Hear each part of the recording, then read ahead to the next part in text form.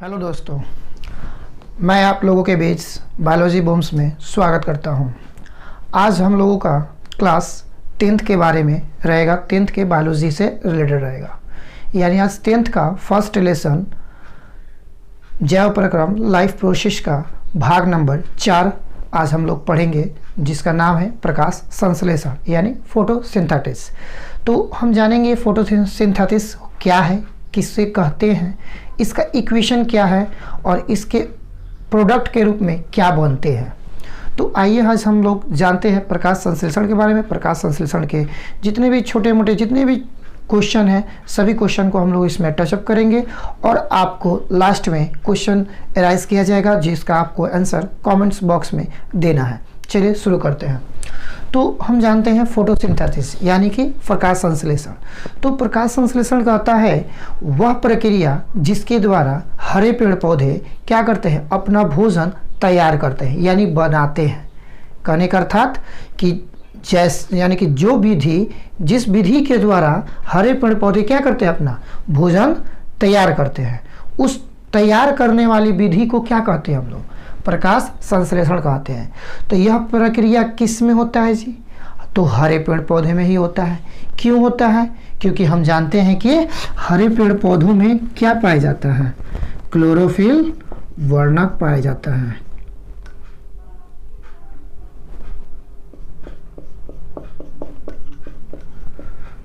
Chlorophyll वर्णक पाया जाता है, यानी कि क्लोरोफिल एक पिगमेंट्स है जो कि यह किस रंग का होता है, तो हम जानते हैं कि हरा रंग का होता है।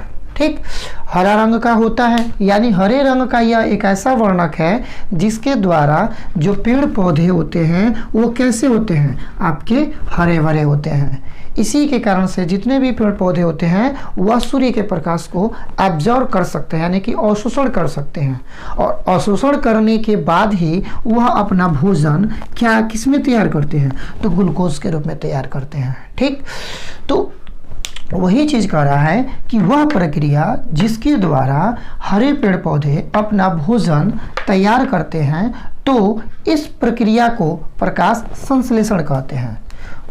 नेक्स्ट इसका वही टॉपिक्स कहता है उसी में कि यह सूर्य के प्रकाश से अपना भोजन ग्लूकोज के रूप में क्या करते हैं, बनाते हैं। साथ ही साथ ये ग्लूकोज मतलब ये सूर्य के प्रकाश को लेने के साथ साथ आपका यानी कि धरातल से जल,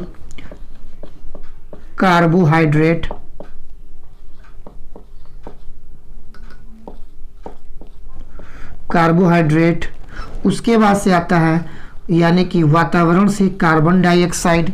ये इनके लिए इसी के माध्यम से अभिक्रियाएं करती हैं। जैसे आप देख सकते हैं, ये कार्बन डाइऑक्साइड हुआ, ये इसका जल हो गया। ये दोनों आपस में मिलकर किसकी उपस्थिति में करते हैं, तो सन लाइट की उपस्थिति में करते हैं, यानी कि प्रकाश की उपस्थिति में करते हैं। साथ ही साथ क्लोरोफिल होता है। ठीक, यानी कि क्लोरोफिल यानी कि एक वर्णक होता है। यह इसकी उपस्थिति में उपस्थिति में क्या करते हैं, ग्लूकोज बनाते हैं, आपका ऑक्सीजन के रूप में प्रोडक्ट निकलता है, साथ ही साथ आपका फिर से जल निकल जाता है। तो ये तो इधर दिख रहा है कि रिएक्शन के राइट साइड में हमारा बैलेंस है, बट रिएक्शन के पहले LHS के साइड में अनबैलेंस है। तो इसको बैलेंस करने के लिए हम लोग देखेंगे कि एलिमेंट्स कितने कितने दोनों साइड में हैं। तो देखिए, ये रिएक्शन हो गया यानी ये अभिक्रिया हो गया। अभिक्रिया वाले पहले पदार्थ को यानी कि पहले भाग को हम लोग रिएक्टेंट्स कहते हैं, यानी कि अभिकारक कहते हैं, और रिएक्शन के बाद वाले भाग को हम लोग प्रोडक्ट कहते हैं। ठीक, तो रिएक्टेंट्स में देख रहे हैं कि कार्बन डाइऑक्साइड और जल है, यानी कि इसमें कार्बन, ऑक्सीजन, हाइड्रोजन, ऑक्सीजन के मिलने से ग्लूकोज, ऑक्सीजन, जल का मतलब बना हुआ है। तो अब इसमें हम देखेंगे कि कौन कौन से एलिमेंट्स कितने कितने हैं। ठीक है, तो आइए जानते हैं। तो इसमें हम देख रहे हैं कि रिएक्टेंट्स में कार्बन की संख्या 1 है, बट RHS में आपकी कार्बन की संख्या 6 है। ठीक है, तो यहाँ पे 1 है, यहाँ पे 6 है, तो हम ऐसा क्या करें कि ये 6 हो जाए, तो उसके लिए हमको यहाँ पे 6 से मल्टीपल करना पड़ेगा, क्योंकि आप लोग अगर केमिस्ट्री पढ़े होंगे तो जानते होंगे कि केमिस्ट्री में जब बैलेंस हम लोग पढ़ते हैं, बैलेंस इक्वेशन पढ़ते हैं, तो बैलेंस इक्वेशन में हमेशा क्या किया जाता है, मल्टीपल किया जाता है। तो हम 6 में यानी कि 6 से में सी से मल्टीपल जब किए हैं तो ये तो हमारा 6 हो गया, यानी 6 कार्बन की संख्या हो गया, लेकिन साथ ही साथ ऑक्सीजन की मात्रा बढ़ गई, यानी कि ऑक्सीजन कितना हो गया जी, 12 हो गया आपका टोटल, यानी 12 ऑक्सीजन हो गया। साथ ही साथ एक यहाँ पे है 13 हो जा रहा है क्योंकि ऐड प्लस का चिन्ह है। वहाँ पे देखते हैं तो 6 गो यहाँ पे है, 6 दूना 12, 12 6 18, 18 6 24 गो ऑक्सीजन है। यहाँ पे तो अभी केवल 12 हुआ है, यानी 12 गो की कमी हो रही है। तो हम भाई इसको कैसे करेंगे, देख रहे हैं कि यहाँ पे एक ऑक्सीजन है, तो क्यों ना हम यहाँ पे इसको 12 से मल्टीपल कर दें, क्योंकि ये जब 12 से मल्टीपल करेगा तो ये ऑक्सीजन भी 12 हो जाएगा, बीच में प्लस है तो दोनों को ऐड किया जाएगा तो 24 हो जाएगा। तो मेरा तो ऑक्सीजन निकल गया, कार्बन भी 6 हो गया। अब हाइड्रोजन की मात्रा देखा जाता है तो 12 दूना की 24, यानी हाइड्रोजन की मात्रा 24 हो गई।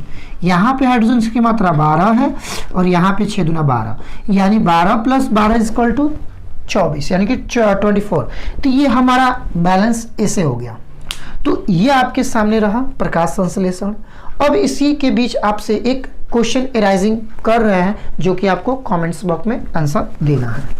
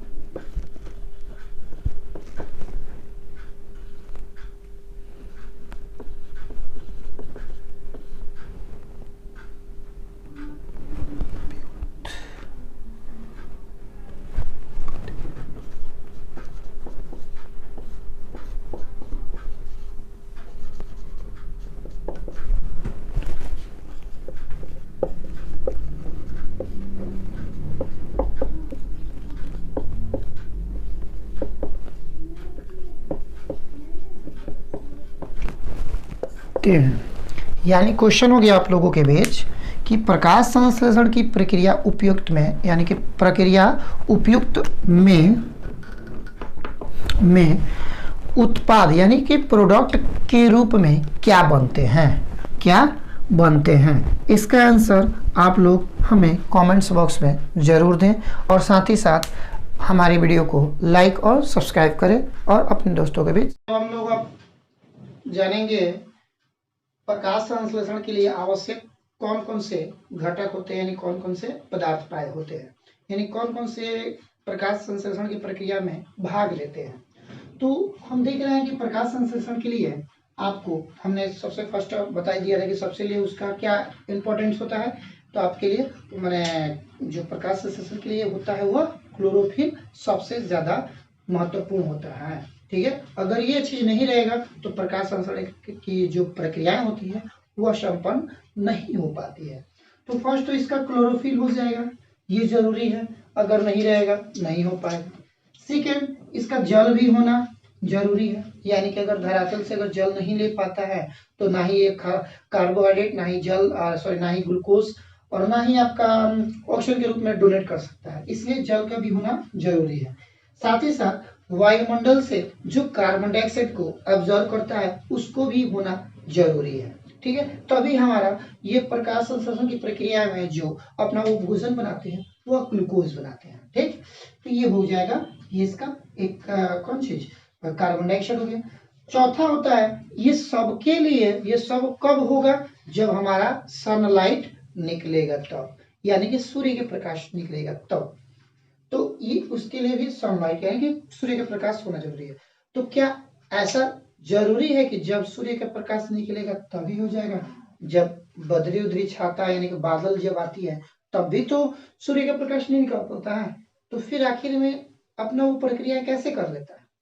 ये भी एक क्वेश्चन बनता है, ये भी एक सोचने की बात है। तो सूर्य हमेशा निकलता है, एनी टाइम निकलता है, ठीक है। अब उसके सामने जो कोहरा आ जाए, बादल जो आ जाए, उससे कोई दिक्कत नहीं है, क्योंकि हम जानते हैं कि जो सन होते हैं, सनलाइट जो होते हैं, वह सनलाइट क्या करते हैं, वो चारों ओर अपना प्रकाश को क्या करते हैं, उत्सर्जित करते हैं। वो कोहरे को क्या करते हैं, घेरे, जो कोहरे घेर लेते हैं, उसके माध्यम से क्या होता है, उसके माध्यम से ये उजाला जो होता है, वही उजाला के कारण से अपना प्रक्रियाएं क्या करती है, संपन्न करती है। प्रक्रिया जो करती है वो क्या करती है, संपन्न करती है। तो यह आप समझ सकते हैं कि बादल हो या बरसात हो, उस समय भी आपका जो प्रकाश की संश्लेषण की जो प्रक्रियाएं जो होती है, वह संपन्न आसानी पूर्वक से हो सकती है। चलिए अब हम लोग नेक्स्ट टॉपिक्स पढ़ेंगे, इसके अगला टॉपिक्स के बारे में जानेंगे